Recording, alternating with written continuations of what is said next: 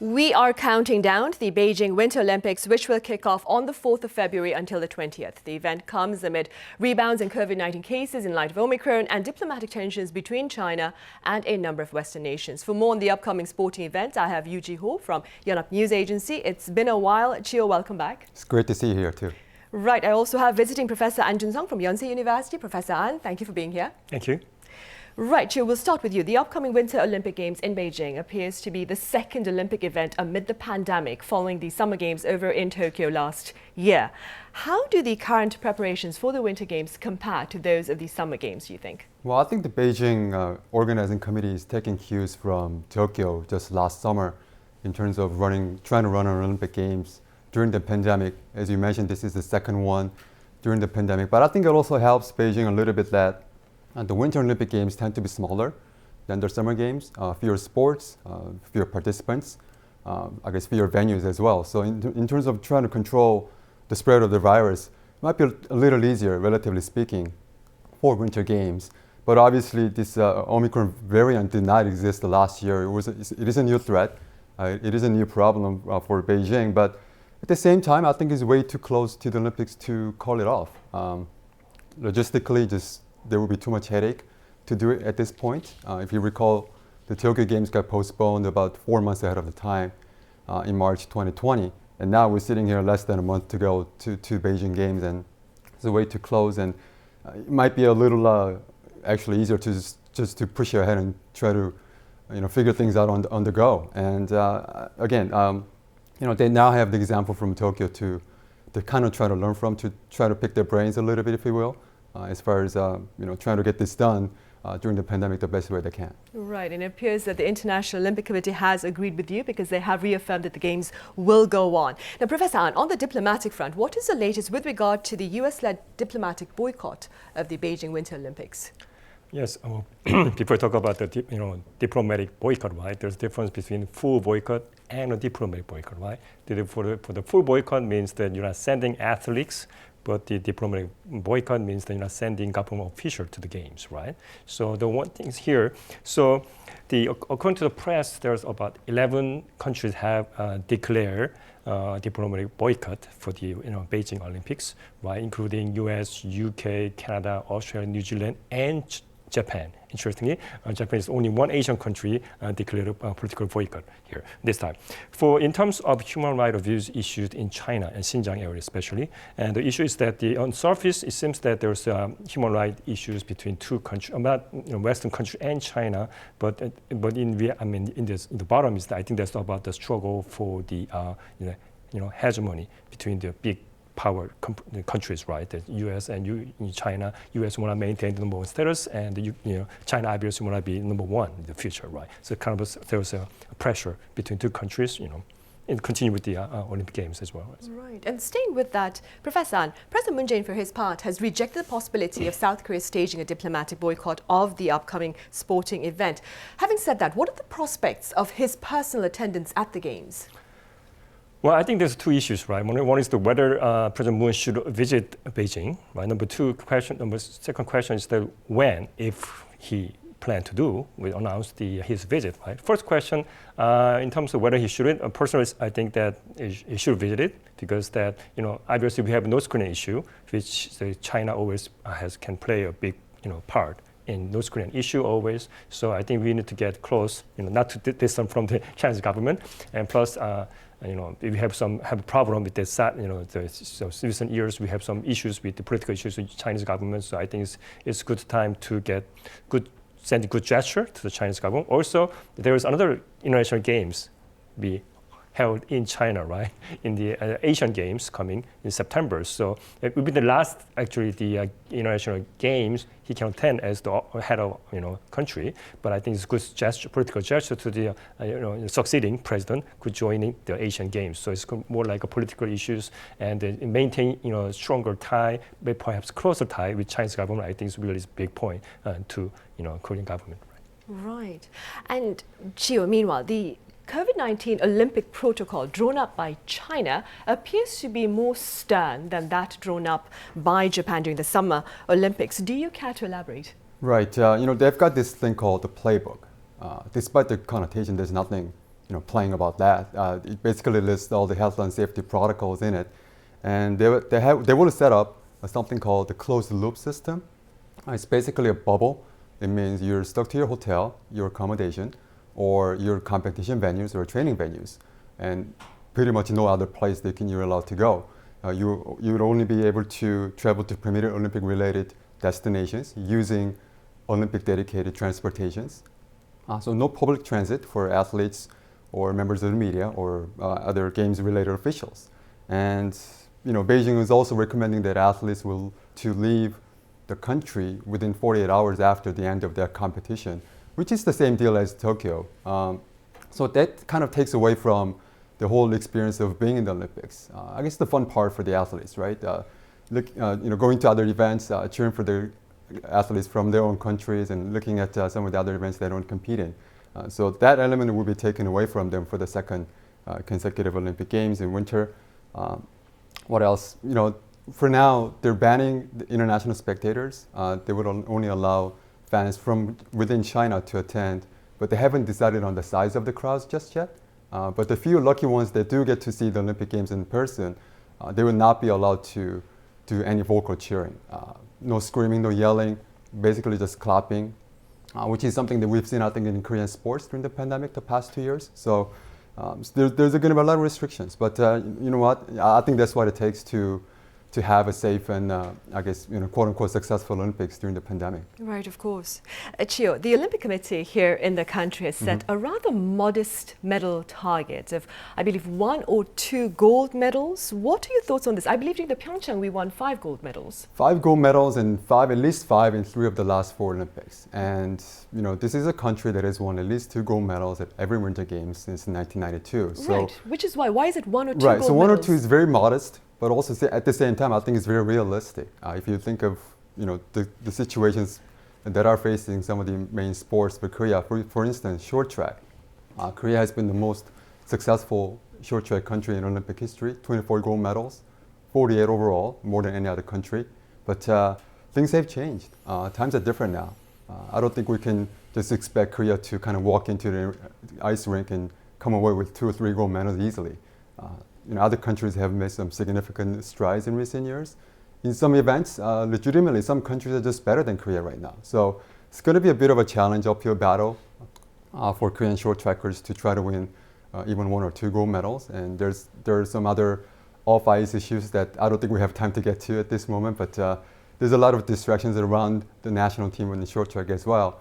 And from Pyeongchang, we saw some surprising medals from skeleton, bobsleigh, some track events, sliding events. Athletes in those events have been struggling in recent years, so I don't think they're considered medal contenders at this point. But on the brighter side, if you recall, the women's curling team surprised a lot of people by winning silver coming out of nowhere in Pyeongchang. The same team is going back to the Olympics in Beijing. They were number 3 in the rankings, and they should be able to contend for another medal. And one other athlete I wanted to talk about, alpine snowboarder Lee Sang-ho, who also was a surprise silver medalist in 2018. Right now, he's the World Cup points leader in the International Skiing Federation this season. So at this point, he should be considered one of the stronger medal contenders. Right, and we'll keep our fingers crossed for that. Moving forward, Professor An, what are your thoughts on the possibility of substantial cross-border talks during the Beijing Winter Olympics as both Koreas are poised to attend it? Well, we will talk about this issue, right? We have some go back to the Tokyo Olympics, right? Because North Korea decided not to join the Tokyo Olympics, so they got sanctioned by IOC, so they technically cannot join this time. So there was the issue, technical issue. And then the other question is there a meeting of mind between two Korea, right? Two countries, whether they're willing to do. Obviously, we see the recent missile test, right? North Korea, Monday, right? That's yes, really sending very big signal to everyone in South Korea, say maybe they're not ready to talk and maybe they're not willing to talk, right? So, but anyway, but the negotiation, in terms of negotiation between two, side is that I think that we always keep open-minded, right? So you never know what happens. And officially, maybe they cannot send any athletes or sending any government official to the Beijing, but they always have people in North Korean people, high officials working in Beijing areas. So I think we have always opened the channel. And in terms of how the government react to this situation, I don't think using the strategy of political ambiguity. Basically, they're not saying clearly, well, we say yes or no, and they will wait until last minute whether they what to do because of due to the U.S. pressure by U.S. government on the joining the boycott, but we did not join it. And also there's some pressure also, right? And think about the Huawei situation, and the U.S. government was kind of pushing many countries to join their kind of ally against the Huawei, but South Korea really didn't really join it. But compared to Japan's situation, they will really get close to the U.S. government, right? Also, they decide not to go to Beijing also. So we have to see the big picture, and then when it's in terms of solving the North Korean issue, we need the cooperation from the neighboring countries, especially China, right? So also the Japan too, right? So I guess that's the things we approaching it, the big picture, solving the North Korean problem. So we'll do our best, and then you never give up, right? I guess try always do the best, and then open the channel and listen to them whatever they're changing it, right? Right. Chio, what has been disclosed meanwhile about our own preparations for the upcoming games? Well, just earlier this week, the athletic delegation marked the 30-day countdown to the Olympics in Beijing, and the athletes talked about the modest target set by the National Olympic Committee, and I think it honestly bothers them a little bit. 1 or 2 gold medals, they think that they can exceed that easily, and they will try to kind of take it in stride. They see it as something that kind of lessens the pressure on their shoulders, so they can just go out and try to maybe surprise some people in terms of maybe winning more than 2 gold medals. Right. Do you suppose it's a kind of strategy then from the Olympic Committee? Might be a little bit, but National Olympic Committee has tended to kind of fall on the conservative side when it comes to medal projections. I think part of the reason is to lessen the burden on the athletes, and I think it just might work this time. They're driven. They're all competitors, right? They've invested a lot of time and effort in preparing for the Olympic Games, and they don't want to hear anybody saying, you're going in there maybe trying to win 1 or 2 gold medals. I think they honestly believe that they can do a lot better than that. So right. We'll see what happens, especially with the short track, in terms of try to fight off some of the distractions off the ice and trying to focus on the races on the ice. Right. Professor, given the diplomatic hurdles it faces now, I suppose Beijing's gains by hosting this latest Winter Olympics in the country would be rather minimal. What are your thoughts? Well, I think that they already get, political achievement, right? Because that if we look at this way, like Beijing is the first country which hosts both Winter and Summer Olympic Games. Right, so I think that's really big achievement already. So and plus they want to do really the powerhouse. They win number 2 or G2, right? Basically, but that's the really competition there. And because of some political issues with U.S. and some Western countries, they have to deal with it. But my point is that we have to wait and see how it happens. But due to the COVID-19 situation, we can expect really the wonderful achievement because things change, everything change in terms of the quarantine issues, a lot of international politics, but however, we'll see how they handle it, and then maybe they can handle better. Maybe they would, in terms of quarantine, maybe they might be better because this is smaller compared to Summer Olympic Games. Olympic Games are smaller, less venue also, right? Also, we'll see how they handle the situation, and they can sending some message to the other countries that China is not that bad. They're very, in terms of something doing some hosting some international Olympic Games. Maybe they can upgrade their international status. I think there's maybe opportunity still for them. Right, so there is still opportunity for them then. Yeah. Chio, do you predict changes within the Olympics itself post-pandemic? I do. I think gone are the times when we take these things for granted. I think we saw from Tokyo that COVID-19 calls all the shots. I don't think we can control what's going to happen and how to conduct the Olympic Games anymore. So I think these are strict restrictions and health and safety protocols will be part of many Olympic Games going forward. And Tokyo was the first one, in Beijing now once again, trying to set an example for others to follow, Paris in 2 years' time and what have you. So, just in normal times, I guess the whole idea of bringing people from tens of thousands of people from, almost every country in the world, putting them in the same city for 2 weeks and sending them back home, even in normal times, that doesn't seem like a very good idea health-wise. But now we're in the pandemic, we're trying to pull this off. This is a challenge that I think a lot of other host cities coming up will face as well. Right. And beyond Korea too, what are some of the matches that are likely to draw attention, do you suppose, at the Beijing Winter Olympics? Well, figure skating is always a marquee event, but unfortunately for Korea, after the retirement of Kim Yeon-ah, we haven't had any sort of transcendent figure to come out and try to contend for a medal in the Olympic stage. But if you're a figure skating fan, there's still a lot to look forward to. The younger skaters from other countries are just so much better, technically so much more accomplished than before. So there's something to look forward to for fans of figure skating. Ice hockey, another very popular event. Unfortunately, we will not have the best players in the world available from the National Hockey League, but maybe some of the former NHL players and some other North American stars will be able to make the trip to Beijing and try to do their countries proud. Right, hopefully. Professor An, what is your outlook with regard to tensions now between Beijing and Washington post-Olympics? Well, actually, it's more like what is the cause, what is the effect, I think is the question here. That the worsening bilateral relation between China and US kind of is a cause. The effect is that, the political boycott of the Beijing Olympics Games, right? So I think that, as we discussed earlier, it's about the struggle for the hegemony, right? So who's going to be number one? Well, who's going to be number one, right?